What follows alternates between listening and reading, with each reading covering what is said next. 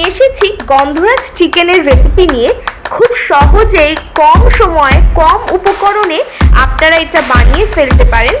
খেতে খুবই সুস্বাদু হয় আর এটা বানানো খুবই সহজ। ভিডিওটা শুরু থেকে শেষ অবধি দেখার অনুরোধ রইল। আর ভালো লাগলে অবশ্যই একটা লাইক এবং সকলের সাথে শেয়ার করে দেবেন। তাহলে চলুন ভিডিওটা দেখা যাক।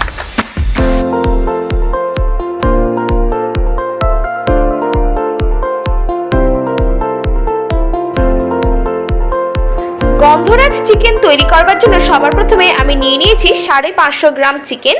চিকেনটাকে আমি ভালো করে ধুয়ে জল ঝরিয়ে রেখে দিয়েছি। শুরু করছি ম্যারিনেশন দিয়ে। প্রথমেই আমি এর মধ্যে দিয়ে দেব 2 টেবিলস্পুন আদা রসুন ও কাঁচা লঙ্কা পেস্ট। এখানে আমি সবুজ কাঁচা লঙ্কা ব্যবহার করিনি, লাল কাঁচা লঙ্কা ব্যবহার করেছি যাতে রং ভালো হয়। এবারে আমি এর মধ্যে সব একে একে মশলা দিয়ে দিচ্ছি। দিয়ে দিলাম হলুদ গুঁড়ো, লাল লঙ্কার গুঁড়ো, আর দিয়ে দিলাম গোলমরিচের গুঁড়ো, দিয়ে দিলাম টক দই। এবারে এটাকে ভালো করে ম্যারিনেট করে নেব। কিন্তু তার আগে গন্ধরাজ লেবুর যেই জেস্টটা আছে সেটাকে একটু গ্রেট করে নেব। খেয়াল রাখতে হবে যাতে সবুজ অংশটাই গ্রেট করা হয়, সাদা অংশটা যাতে না গ্রেট করা হয়, নাহলে কিন্তু তেতো হয়ে যাবে। এবারে এর মধ্যে অ্যাড করে দিচ্ছি গন্ধরাজ লেবুর রস। এখানে গন্ধরাজ লেবু আমি হাফ ব্যবহার করেছি। হাফ পোর্শনটা নিয়ে এরকম করে চিপে দিয়ে দিলাম। দানা যদি পড়ে যায় তুলে নিতে হবে, নাহলে কিন্তু তেতো হয়ে যাবে। আমার এখানে দানা পড়ে গেছে তাই তুলে নিচ্ছি। এবারে এটাকে আমি ম্যারিনেট করে 40 থেকে 50 মিনিটসের জন্য রেখে দেবো। যদি বেশি রাখতে চান রাখতেও পারেন, তাহলে কিন্তু টেস্টটা ভালো আসবে। কড়াইতে দিয়ে দিয়েছি সাদা তেল। তেল গরম হয়ে গেছে। এবারে ফোড়নের জন্য আমি দিয়ে দিচ্ছি এলাচ, লবঙ্গ, দারচিনি। এলাচটাকে ফাটিয়ে নিয়েছিলাম যাতে তেলের মধ্যে পড়লে না ছেটকায়। 3-4 সেকেন্ড মতো নেড়ে যেতে হবে যতক্ষণ না এর থেকে সুন্দর গন্ধ বেরোতে শুরু করছে। যখন এর থেকে সুন্দর গন্ধ বেরোতে শুরু করবে তখন আমি এর মধ্যে দিয়ে দেব 2 বড় সাইজের পেঁয়াজ কুচি। পেঁয়াজটাকে আমি এরকম করে ঝিরিঝিরি করে কেটে রেখেছিলাম।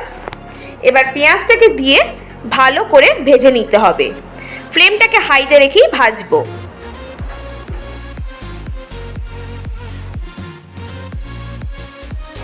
পেঁয়াজটাকে ভালো করে লাল লাল করে ভেজে নেওয়া কমপ্লিট। এইবারে আমি এর মধ্যে দিয়ে দিচ্ছি 1 টেবিলস্পুন আদা রসুন ও কাঁচা লঙ্কা পেস্ট। এখানে আমি লাল লঙ্কা ব্যবহার করেছি যাতে রংটা ভালো হয়। আবার একটু ভালো করে নেড়ে চেড়ে নেব যতক্ষণ এর থেকে কাঁচা গন্ধটা চলে যাচ্ছে। এর সাথে সাথেই দিয়ে দিলাম হলুদ গুঁড়ো আর দিয়ে দিলাম নুন।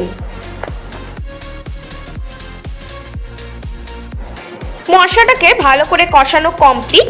এইবারে আমি এর মধ্যে দিয়ে দিচ্ছি আগে থেকে ম্যারিনেট করে রাখা চিকেনটাকে দিয়ে এবারে মিডিয়াম টু লো ফ্লেমে এটাকে ভালো করে কষিয়ে নেব। যতক্ষণ কষাচ্ছি আপনারা ভিডিওটাকে অবশ্যই গিয়ে লাইক করে আসুন। আর যদি এখনও অবধি চ্যানেলটাকে সাবস্ক্রাইব না করে থাকেন প্লিজ সাবস্ক্রাইব করে পাশে থাকা বেল আইকনটিকে প্রেস করে দেবেন, যাতে নতুন নতুন ভিডিও যখনই আমি আপলোড করব সবার আগে আপনার কাছে পৌঁছে যাবে। যেহেতু আমি এখানে দই ব্যবহার করেছি তাই জল দেওয়ার কোনো প্রয়োজন নেই। আর এই রেসিপিটা কিন্তু জল ছাড়াই হবে।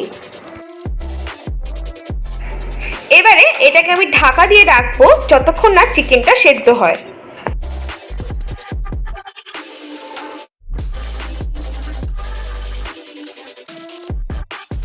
10 মিনিট হয়ে গেছে। এবার ঢাকনাটাকে খুলবো।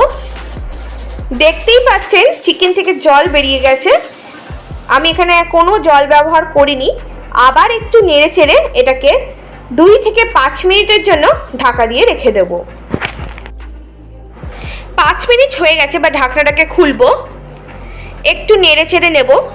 যেহেতু এখানে আমি দই ব্যবহার করেছি তাই একটু চিনি দেব। চিনিটাকে স্বাদ ব্যালেন্স করবার জন্য দিয়ে দিলাম। আবার একটু নেড়ে নিয়ে গ্যাসটাকে অফ করে দিয়ে এরপরে আমি এর মধ্যে অ্যাড করে দেব গন্ধরাজ লেবু, যেটাকে আমি গোল গোল করে কেটে নিয়েছি। আর দিয়ে দিচ্ছি পাতাটা, গন্ধরাজ পাতা।